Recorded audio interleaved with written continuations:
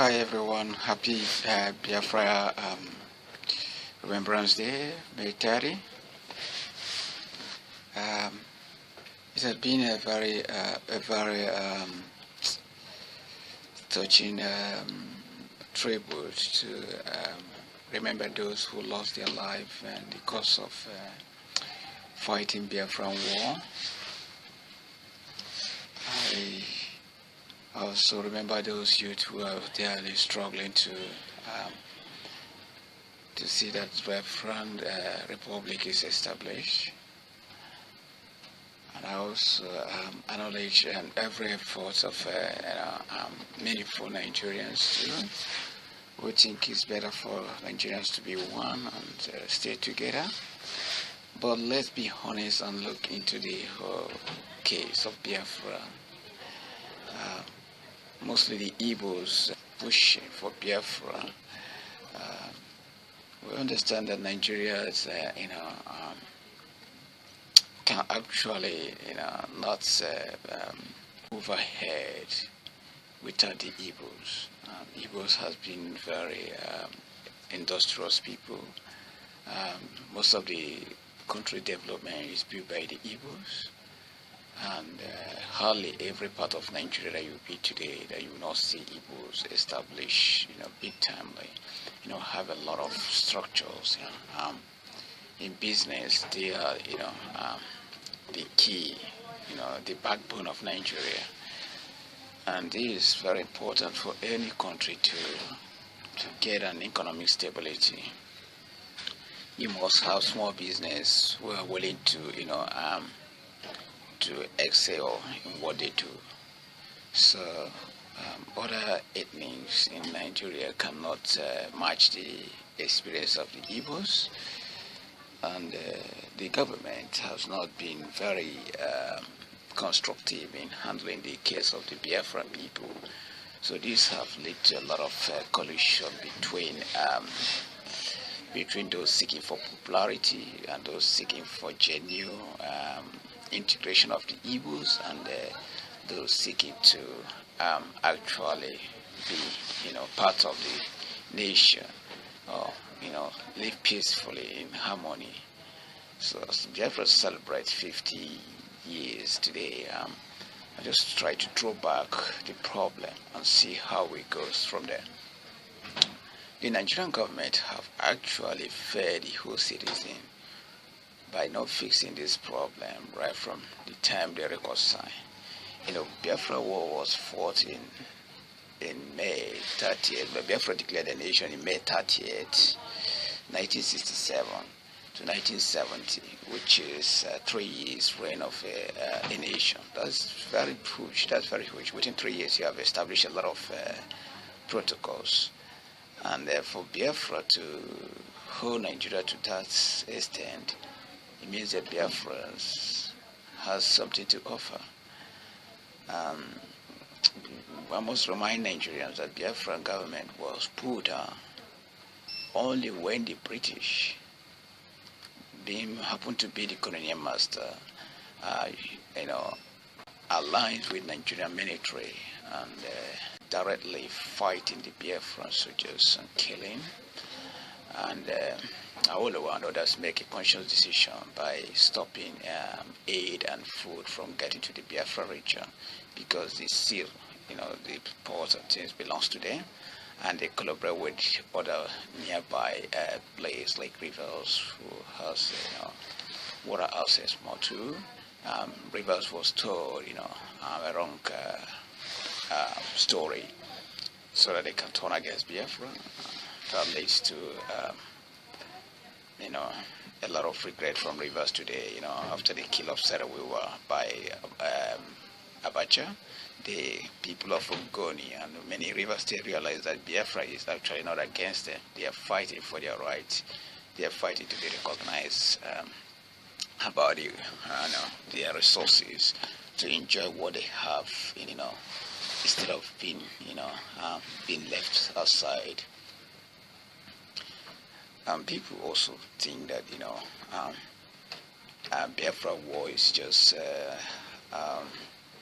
a world dominance. Like the last UN resolution where the Biafran statement was raised, I remember one of the United Nations member actually says that Nigerians' war was a one that need to be consciously, tackled, citing that both Yoruba and those stated that the Igbos wanted to dominate other tribes. So it's not actually what the Igbos in other ways greedy. They want to dominate other tribes. Directly, you can actually tell, when they say the powers, Igbos have not been seen to power for a long time. So I don't see the link of dominance there. The Igbos are actually fighting for what belongs to them. They want to be integrated before. They want things to be shared equals. They want the tribalism and religious aspect of politics to get away so that people can actually face the actual things in the country. But they play that ways, and the United Nations say, well, if that's the case, there's no actual reason to grant Biafra a republic, because the world dominance should not be arise in our ethnic group. People should be equal. That's right. I support that if that's the view. But again, they made a statement that Igbos again have a case that the Northerners are mostly the Islam, and the Southerners are a bit divided, Islam and Christians. So they say, well, if that's the case, it's something that the United Nations need to look onto. But in this case, United Nations are now actually going to mingle between religion. So in that case, they discredit the view. So I think that's another thing. Again, we think of these scenarios. Where will it lead Nigerians and where will it lead Biafra to? The President Muhammad Buhari had made a lot of mistakes, one by arresting Nnamdi Kanu. That's a very huge mistake. And keeping him so long in prison is a very huge mistake, because that's actually draw attention, makes his pro-Biafrans to arise and know that, well, we're actually, being heard of. So today, Biafra is one of the most glowing pro-text nation in the world. I must remind the president that a lot of nations is facing similar thing, but they use what we call constructive mentality to handle the situation. Like in America, we have Texas. Texas wanted to, have their own dominance. They wanted to have their state. They wanted to break away from the United States. But every president, they try to silence people by giving every citizen equal opportunity. And an election is being done, without people being, picky of tribe or religious background and things like that. They just try to bridge the gaps, so that people will feel inclusive. In that way, it will be hard for people to break out. Should I say about Spain? Spain has this problem with Barcelona and Madrid. These are two rich cities in Spain. They wanted to break away from Spain, but still what happened? They mingle them up. They make people to feel, integrated. That majority feelings will be to stay rather than to break up. So nobody's being shot, nobody's being arrested. All those that claim for those republic or country, the government did not arrest them. He used diplomacy to actually tackle the issue. Then we have similar thing here in Australia. We have a place called Frog Island. They actually say that it's a country in Australia. And the government of Australia is fully aware of their intention. But what happened? Diplomacy takes over. People will actually fail to integrate and be accepted and given equal opportunity in the state to mingle and to integrate and to establish themselves. In this way, people feel less of separation. So whoever that clamoring for that is not arrested. Because they have their own territory. They actually have their own system of taxpayer. in Australia here, but hardly you can hear of that. Hardly you can hear people being shot there, or hardly you can hear government went to pull down the leader's house or such or things like that. This is very different scenario that we see in Africa. You know, African leader will always think that everything goes by shoot, kill, imprison. That's actually not the issue. When you do things like that, you only aggravate the problem. The rise of Biafra today is because of the fail of leadership, because of the fail of simple understanding. Goodluck Jonathan was a very intelligent guy because he actually pretend not to acknowledge Kano. Then Kano's popularity was less. But Buhari, being a former military and with strong advisor, I may say, you know, just chop into the boat, arrest Kano. What happened? Today, Biafra, every youth of Igbo and the Eastern Nigerians are clamoring for Biafra. Majority are clamoring, maybe 85 clamoring for Biafra, and the 15 probably those that have business in the Western area and Northern area. They kind of afraid of losing their economic status and things like that.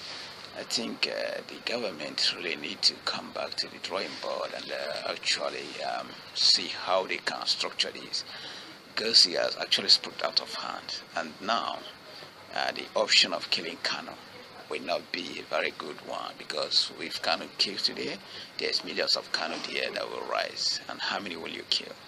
Not only Kano will you kill or do this, because Kano is kind of very intelligent guy.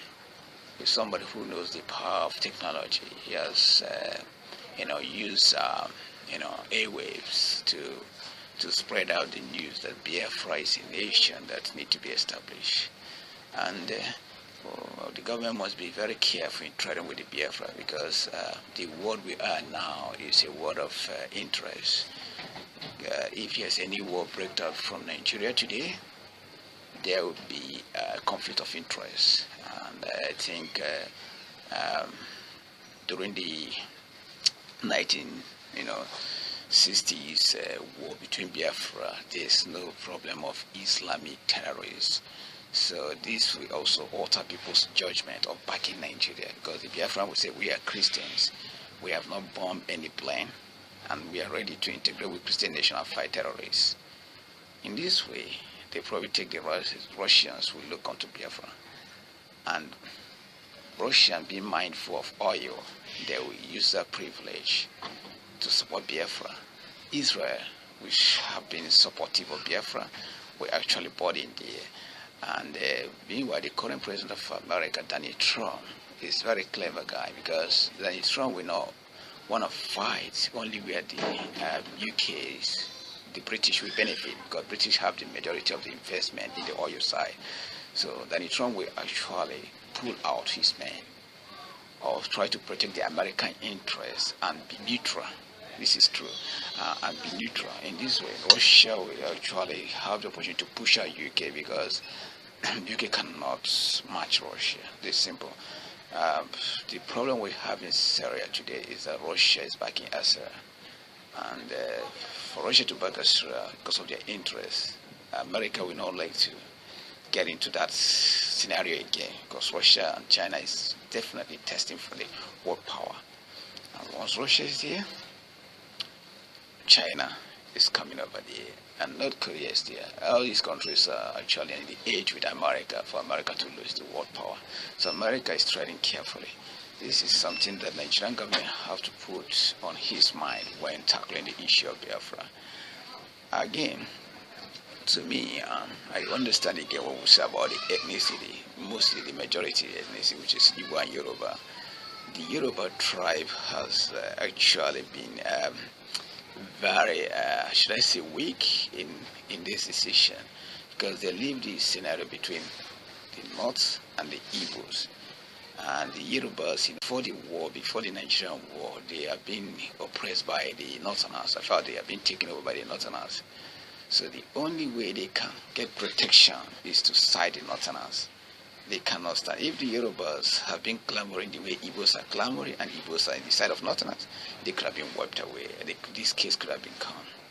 But because the Yorubas have been very, very, can I say, they sensitive and sellout mentality, it makes it difficult to connect the whole scenario. Because a common Yoruba man may say, I want Biafra, and the other one say no, because they cannot match up with the Northerners. So the only way for them to be able to be productive and preserve their people is to back the Northerners, which they feel that can be more of interest to them than the Igbos.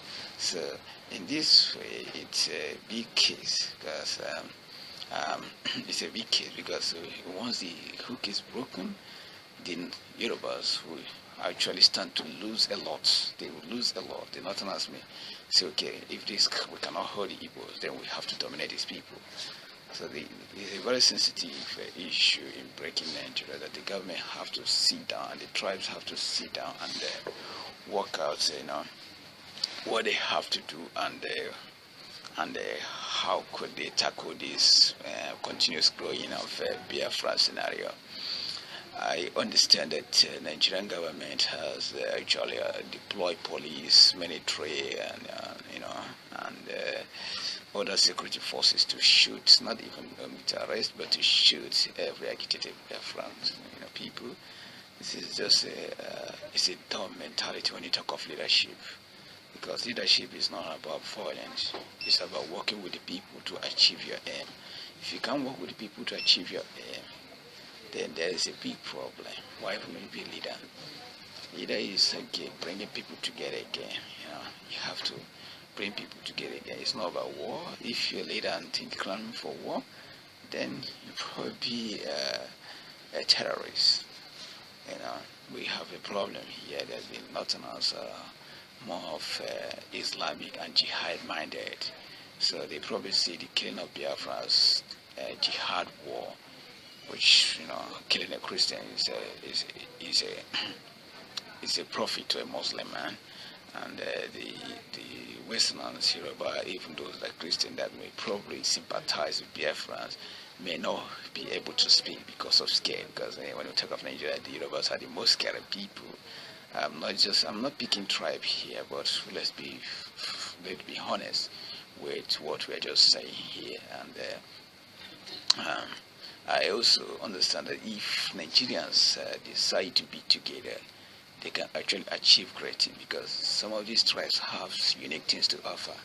When we talk of the Yorubas are first exposed to the Western life. They are actually quite well educated when compared to Yorubas and the Igbos too. They have a lot of things to offer us, and we should be able to clamor to integrate those things together. And the Northerners are very good in managing. They can manage more better than the Igbos. The Igbos are more of disintegrating and integrating. The Igbos had to coordinate together, but they can actually pull out a very huge investment and a very huge nation. If Biafrans should have their nation today, within 10 years, I know the first 3 years, there will be a collusion between tribes, and there will be a war. But after that war, after that misunderstanding, when they sit down to sort out, within 3 years, Biafra will be among the best nation in the world. But can we ever work out to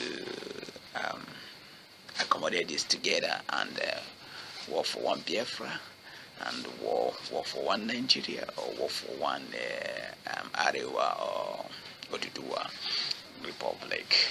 It's a very complicated issue that some of the leaders have to sit down and make rational judgments. That's generations to come, maybe 10, 15 years, we benefit from whatever decision they make now.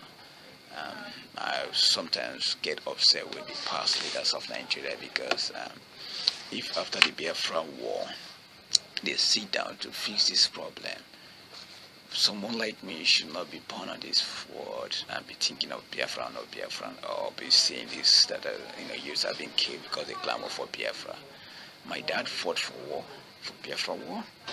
And anytime I sit with him, he told me how they, we are starved, how they have to, because stomach and, empty stomach fighting for Biafra and things like that.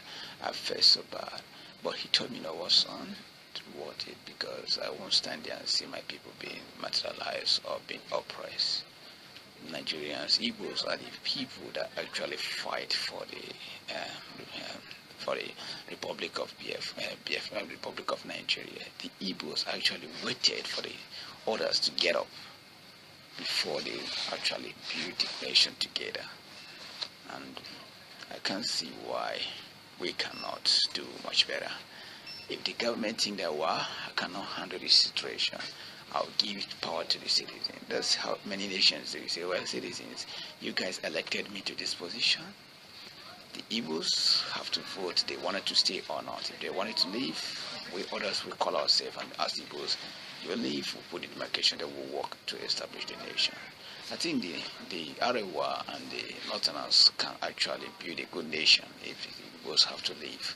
Then the Igbos can sort themselves out too. I think they will build a good nation. In this way, they can actually have matured business agreement, where they can trust some things. We support Nigeria. Remember, we help Ghana, we help South Africa. Nigeria help many African nations within us. Benin Republic all benefited from Nigeria.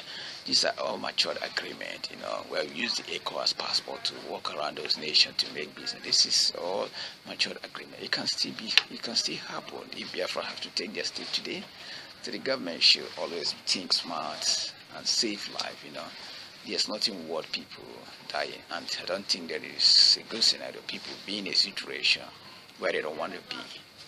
I hope that as Biafra people, celebrate this 58th memorial honor to those that are being killed and those that are fighting still for the Republic of Biafra. I hope that the government can actually sit down with its inner caucus and say, let's see how we make this thing work, rather than let's see how we destroy these people. It should be a good idea for every Nigeria. I hope that God bless Nigeria, and God bless people of Biafra, and God bless every citizen. Let's be open-minded and do the thing that benefit everyone. Thank you, and God bless you. Australians, let us rejoice, for we are young.